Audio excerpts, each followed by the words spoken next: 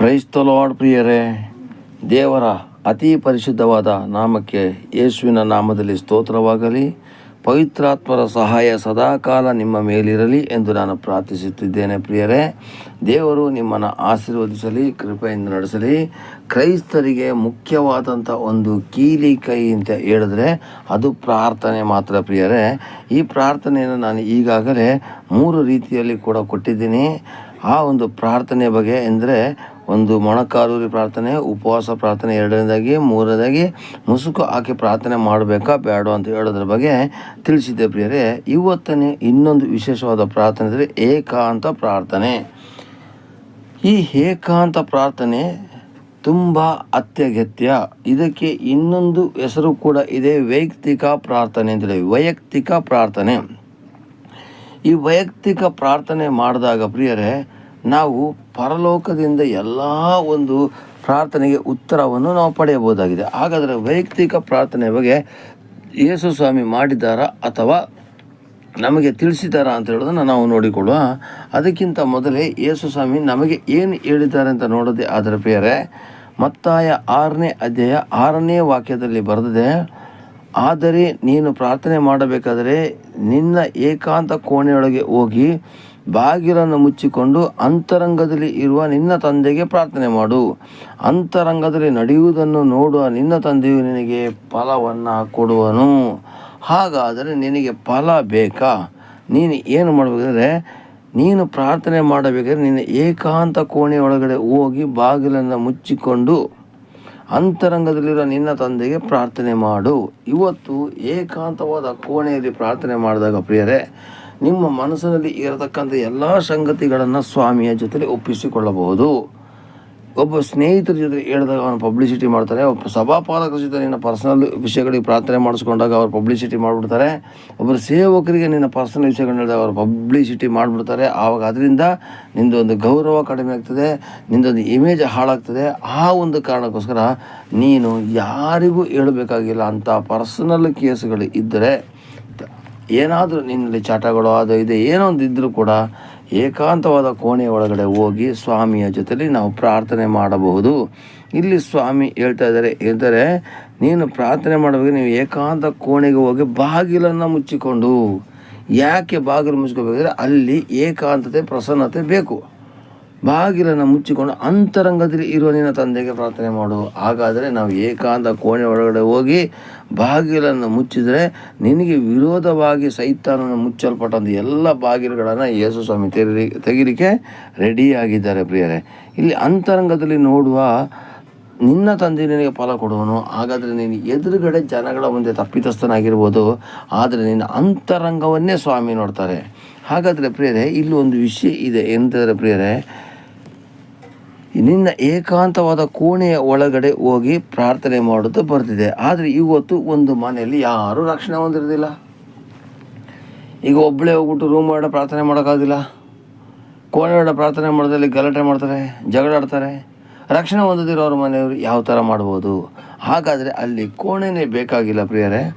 ಪಾರ್ಕಲ್ಲಾಗಿರ್ಬೋದು, ನದಿ ತೀರ, ಹೊಳೆ ತೀರ, ತೋಟ, ರೋಡ್ ಸೈಡು ಎಲ್ಲ ಒಂದು ಕಡೆ ಕೂತ್ಕೊಂಡು ನೀವು ಪ್ರಾರ್ಥನೆ ಮಾಡಿ ಪ್ರಿಯರೇ.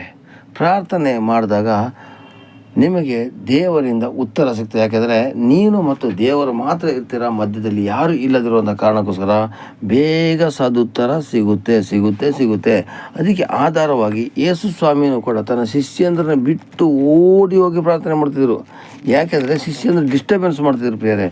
ಇಲ್ಲಿ ಮಾರ್ಕ 1:35 ನಾವು ಗಮನಿಸೋದಾದರೆ ಪ್ರಿಯರೇ, ಮುಂಜಾನೆ ಇನ್ನು ಮಬ್ಬಿರುವಾಗ ಆತನು ಎದ್ದು ಹೊರಟು ಅಡವಿಯ ಸ್ಥಳಕ್ಕೆ ಹೋಗಿ ದೇವರನ್ನು ಪ್ರಾರ್ಥಿಸುತ್ತಿದ್ದನು.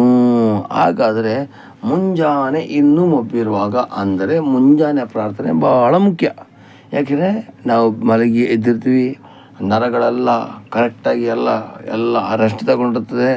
ಈ ಸಮಯದಲ್ಲಿ ನೀವು ಎದ್ದು ಪ್ರಾರ್ಥನೆ ಮಾಡಿದಾಗ ನಿಮ್ಮ ಮೈಂಡು ಕೂಡ ಫ್ರೆಶ್ ಆಗ್ತದೆ, ಮತ್ತು ಸೌಂಡುಗಳು ಇರೋದಿಲ್ಲ. ಆ ಕಾರಣಕ್ಕೋಸ್ಕರ ಏನಂದರೆ, ಮುಂಜಾನೆ ಎದ್ದು ಮಬ್ಬಿರುವಾಗ ನೀನು ಎದ್ದು ಹೊರಟು ಅಡವಿಯ ಸ್ಥಳಕ್ಕೆ ಹೋಗಿ ಅಲ್ಲಿ ದೇವರನ್ನು ಪ್ರಾರ್ಥಿಸು ಅಂತ ಸ್ವಾಮಿ ಹೇಳ್ತಿದ್ದಾರೆ. ಹಾಗಾದರೆ ಮುಂಜಾನೆ ಮಬ್ಬಿರುವಾಗ ಹೋಗಿ ಅಡವಿಯ ಸ್ಥಳಕ್ಕೆ ಹೋಗಿ ದೇವರನ್ನು ಪ್ರಾರ್ಥಿಸಿದನು. ನೋಡಿದ್ರ, ಅಡವಿದಲ್ಲಿ ಹೋಗಿ ನೀವು ಕಾಡಲ್ಲಿ ಹೋಗಿ ಪ್ರಾರ್ಥನೆ ಮಾಡಿದ್ರೆ ನಿಮ್ಗೆ ಹೇಳ್ತಾ ಇಲ್ಲ. ಅಡವಿಯಲ್ಲಿ ಮಾಡ್ತೀವಿ ಅಂದರೆ ಅದರ ಅರ್ಥ ಏಕಾಂತ ಕೋಣೆ ಇಲ್ಲ ಅಂತ ಹೇಳಿದ್ರೆ ತಲೆ ಕೆಡಿಸ್ಕೊಳಕೋಡಿ. ಇವತ್ತು ನಮ್ಮ ಕ್ರೈಸ್ತರಿಗೆ ಪ್ರಾರ್ಥನೆ ಮಾಡೋದಕ್ಕೆ ಭಾಳ ನೆಪಗಳು ಹೇಳ್ತಾರೆ. ಹಂಗೆ ಹೇಳ್ಕೊಂಡು ಏಕಾಂತ ಕೋಣೆನೇ ಇಲ್ಲಪ್ಪ ಅಷ್ಟೇ, ಅದಕ್ಕೋಸ್ಕರ ಪ್ರಾರ್ಥನೆ ಮಾಡ್ತಾ ಇಲ್ಲ ಅಂತ ಹೇಳ್ಕೋಬೇಡಿ. ವೈಯಕ್ತಿಕ ಪ್ರಾರ್ಥನೆ ಮಾಡೋರು ಎಲ್ಲಿಯಾದರೂ ಮಾಡೇ ಮಾಡ್ತಾರೆ. ಅಂದರೆ ದೇವರಾತ್ಮನ ಪ್ರೇರೇಪಣೆ ಕೊಟ್ಟಾಗ ಎಲ್ಲ ಪ್ರಾರ್ಥನೆ ಮಾಡಿ. ಪ್ರಾರ್ಥನೆ ಮಾಡೋದು ಯಾವ ಥರ? ಅದು ಆರಾಧನೆ ರೂಪದಲ್ಲಿ ಇರ್ಬೋದು, ಸ್ತೋತ್ರದ ರೂಪದಲ್ಲಿ ಇರ್ಬೋದು, ವಿಜ್ಞಾಪನೆ ರೂಪದಲ್ಲಿ ಇರ್ಬೋದು, ಯಾರಾದರೂ ವ್ಯಕ್ತಿಗಳು ಕಂಡಾಗ ಅವ್ರಿಗೋಸ್ಕರ ಪ್ರಾರ್ಥನೆ ಮಾಡ್ಬೋದು. ಇದೆಲ್ಲವೂ ಕೂಡ ಏನಾಗ್ತದೆ ಪ್ರಿಯರೇ, ಏಕಾಂತ ಪ್ರಾರ್ಥನೆಗೆ ಸೇರಲ್ಪಡ್ತದೆ. ಇಲ್ಲಿ ಮುಂಜಾನೆ ಇನ್ನು ಮಬ್ಬಿರುವಾಗ ಎದ್ದು ಅಡವಿಯ ಸ್ಥಳಕ್ಕೆ ಹೋಗಿ ದೇವರನ್ನ ಪ್ರಾರ್ಥಿಸಿದನು.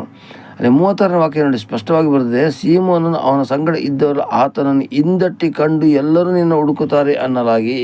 ಹಾಗಾದರೆ ಯೇಸು ಸ್ವಾಮಿಗೆ ಗ್ಯಾರಂಟಿ ಗೊತ್ತಿತ್ತು, ಈ ಶಿಷ್ಯಂದರು ಮತ್ತು ಊರು ಜನಗಳು ರೆಸ್ಟ್ ಕೊಡೋದಿಲ್ಲ ಅಂತೇಳಿ. ಅದಕ್ಕೆ ಏನು ಮಾಡಿದ್ರು ಗೊತ್ತಾ, ಇವ್ರು ಯಾರಿಗೆ ಗೊತ್ತಿಲ್ಲದೇನೆ ಮುಂಜಾನೆ ಎದ್ದು ಹೋಗಿ ಅಡವಿಯ ಸ್ಥಳದಲ್ಲಿ ಪ್ರಾರ್ಥನೆ ಮಾಡಿದ್ರು ಪ್ರಿಯರೇ. ಹಾಗಾದರೆ ನಿಮ್ಮ ಮನೆಯಲ್ಲಿ ನಿಮಗೆ ನೆಮ್ಮದಿ ಇಲ್ವೇ? ಹೋಗಿ ಪಾರ್ಕ್ನಲ್ಲಿ ಪ್ರಾರ್ಥನೆ ಮಾಡಿ. ನಿಮ್ಮ ಕುಟುಂಬದಲ್ಲಿ ಸಮಾಧಾನ ಸಿಗ್ತಾ ಇಲ್ವೇ? ರೋಡ್ ಸೈಡಲ್ಲಿ ಪ್ರಾರ್ಥನೆ ಮಾಡಿ. ಎಲ್ಲೋ ಒಂದು ಕಡೆ ನದಿ ತೀರ, ಹೊಳೆದಂಡೆ, ಎಲ್ಲೋ ಒಂದು ಕಡೆ ಕೂತ್ಕೊಂಡು ಪ್ರಾರ್ಥನೆ ಮಾಡಿ. ನನ್ನ ದೇವರ ಕೈಯಲ್ಲಿ ಪ್ರಪಂಚ ಇರುವಂಥ ಕಾರಣಕ್ಕೋಸ್ಕರ, ಆತನ ಅಂಗೈಯಲ್ಲಿ ನಾವು ಚಿತ್ರಿಸಿಕೊಂಡಿರೋ ಕಾರಣಕ್ಕೋಸ್ಕರ ನೀನು ಎಲ್ಲೇ ಪ್ರಾರ್ಥನೆ ಮಾಡಿದ್ರು ನನ್ನ ಸ್ವಾಮಿ ಉತ್ತರ ಕೊಡಲಿಕ್ಕೆ ಶಕ್ತನಾಗಿದ್ದಾನೆ. ಏಕಾಂತ ಪ್ರಾರ್ಥನೆಯಲ್ಲಿ ಇರುವಂಥ ಲಾಭಗಳು ಏನಂತಂದರೆ ಪ್ರಿಯರೇ, ನಾವು ಒಬ್ಬರೇ ಕೂತ್ಕೊಂಡಿದ್ದಾಗ ನಮ್ಮ ತಲೆಯಲ್ಲಿ ಬೇಡದೇ ಇರತಕ್ಕಂಥ ಆಲೋಚನೆಗಳು, ಬೇಡದೇ ಇರತಕ್ಕಂಥ ಭಾವನೆಗಳನ್ನು ಇದು ಕಂಟ್ರೋಲ್ ಮಾಡ್ತದೆ. ಮತ್ತು ನೀನು ಏಕಾಂತವಾಗಿ ಪ್ರಾರ್ಥನೆ ಮಾಡಿದಾಗ ದೇವರ ಮುಂದೆ ಕಣ್ಣೀರಿಟ್ಟು ಪ್ರಾರ್ಥಿಸ್ಬೋದು, ಸಂತೋಷಭರಿತವಾಗಿ ಪ್ರಾರ್ಥಿಸ್ಬೋದು, ಉತ್ಸಾಹದಿಂದ ಪ್ರಾರ್ಥಿಸ್ಬೋದು, ನೆಗಾಡ್ತಾ ಪ್ರಾರ್ಥಿಸ್ಬೋದು. ಆದರೆ ನೀನು ಸಭೆಯಾಗಿ ಕೂಡಿ ಬಂದಾಗ ಜನಗಳ ಮುಂದೆ ಆ ಥರ ಪ್ರಾರ್ಥನೆ ಮಾಡಿದಾಗ, ಅಯ್ಯೋ ಇವನು ಯಾಕಪ್ಪ ಈ ಥರ ಆಡ್ತಿದ್ದಾನೆ ಅಂತ ತಿಳ್ಕೊಳ್ತಾರೆ ಪ್ರಿಯರೇ. ಅದಕ್ಕೋಸ್ಕರ ಏಕಾಂತ ಪ್ರಾರ್ಥನೆಯಲ್ಲಿ ನಿನ್ನ ಪರ್ಸನಲ್ ವಿಷಯಗಳನ್ನ ಕೂಡ ಹೇಳ್ಕೊಬೋದು.